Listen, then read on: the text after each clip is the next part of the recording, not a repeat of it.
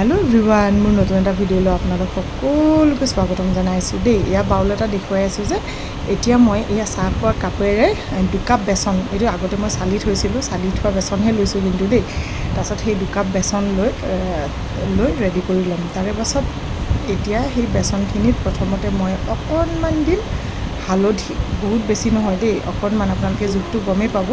এয়া হালধি তাৰে পাছত দিম অকণমান নিমখ হেতু আপোনালোকে গম পাব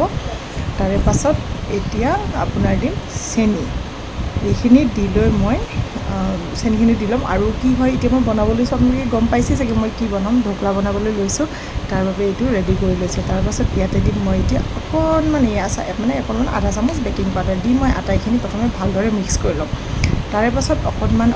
পানী দি ধুনিয়াকৈ ঘোল এটা ৰেডি কৰি লম এই দেখিছেনে একদম মানে যিমান পাৰো আৰু কোনো লাম্পছ নাথাকাকৈ তাক ধুনিয়াকৈ এনেদৰে ৰেডি কৰিবলৈ পাছত যেতিয়া ৰেডি হৈ আহিব লাম্পছবোৰ নাই দেখিছেনে এতিয়া ইনাৰ পেকেট দি তাক একদম জলদি গোটেইখিনি ধুনিয়াকৈ লৰাই দিম কাৰণ কোনো ধৰণৰ ইয়াতে লাম্পছ থাকিব নোৱাৰে তাৰে পাছত যেতিয়া সেইখিনি একদম মিক্স কৰি ৰেডি হৈ যাব দেখিছেনে পুৰা ফ্লাফি টাইপৰ হৈ যাব কাৰণ ইনোটো দিয়াৰ পাছত অকণমান খৰকে লৰাব লাগে খৰকে লৰালে ভাল হয় এতিয়া দেখিছে ফুলি আহিছে এতিয়া মই বাচন এটাত ধুনিয়াকৈ ৰিফাইন তেল লগাই এতিয়া এইখিনি দি দিম কাৰণ কেকৰ বেটাৰৰ নিচিনা হৈছে দেখিছেনে এতিয়া এইখিনি দি মই কেৰাহী এটাত ধুনিয়াকৈ হ'বলৈ দিম তাৰ পাছত সেই বেটাৰটো ৰেডি হ'বলৈ দি এইফালে মই আহিছোঁ পেন এখনত প্ৰথমে অকণমান তেল দিছোঁ তেল দি সৰিয়হ ফুটাই লৈছোঁ তাতে দিছোঁ কেইটামান কেঁচা জলকীয়া দি এতিয়া দিছোঁ মই নৰসিংহৰ পাত দি এতিয়া এইখিনি অকণমান প্ৰথমে লৰাই ল'ম যেতিয়া দেখিব নৰসিংহৰ পাতখিনি অকণমান মানে ব্ৰাউনিছ টাইপ হৈ যায় তেতিয়া ইয়াতে মই দি দিম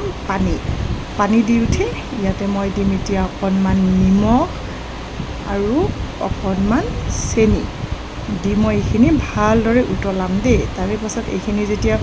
উতলি অকণমান দেখিছেনে অকণমান পৰিমাণটো কম হৈ যাব তেতিয়া মই ইয়াতে দি দিম এয়া নেমুৰ ৰস এতিয়া আটাইখিনি মই ভালদৰে উতলাই এইখিনি যিমান আছে ইয়াতকৈ মই আধা কৰিম তাৰে পাছত এইখিনি সাইডকে থৈ দিম আৰু এইখিনি সময়ত মোৰ হৈ গ'ল ঢোকলা ৰেডি দেখিছেনে কি ধুনীয়া হৈছে দেখিবলৈ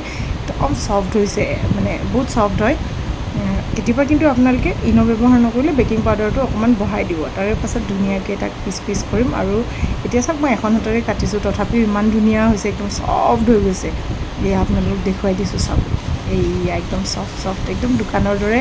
ঢোকলা ঘৰতে বনাই খাওক কাৰণ এই গৰমত গৈতো কিনি আনাতকৈ ঘৰত বনাই খোৱাই বেষ্ট তাৰে পাছত এনেদৰে ৰেডি কৰি লৈ এয়া যে চাটনিটো ৰেডি কৰিছিলোঁ এতিয়া ওপৰত মই ঢালি দিম কাৰণ চাটনিৰ পৰিমাণটো অকণমান বেছি লাগে তো প্ৰতি পিচ ঢোকলাত যেন ধুনীয়াকৈ সোমাই যায় আৰু এইয়া মোৰ ঢোকলা খাবলৈ যে বহুত বেছি টেষ্টি হয় এনেদৰে বনালে আপোনালোকেও বনাই চাবচোন মোৰ ভিডিঅ'টো ভাল লাগে যদি লাইক কৰি দিব আৰু মোৰ পেজটো ফ'ল' কৰিবলৈ পাহৰি নাযাব দেই নেক্সট ভিডিঅ'ত লগ পাম আজিলৈ বাই বাই